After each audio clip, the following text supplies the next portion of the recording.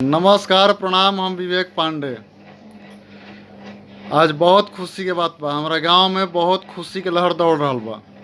हमारा गांव के किसान साधारण परिवार के रहे वाला गोविंदा पांडे जी के बेटी कृति मैट्रिक के टॉप 10 में शामिल हो गई बड़ी।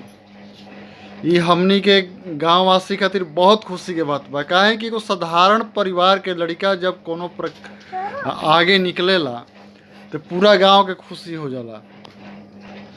एगो गृहस्थ के घर में, एगो किसान के घर में कौनो प्रकार के ना सुविधा रहते हुए भी जब लड़का आगे निकले सतई तो गर्व के बात बढ़ले ही बा।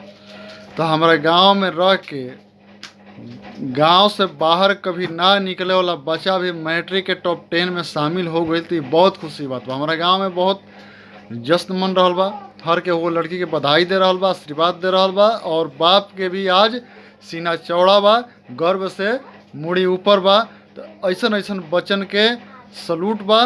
खूब आगे बढ़ा, खूब तरक्की कर, खूब शुभकामना बा, हमनी के आशीर्वाद बा।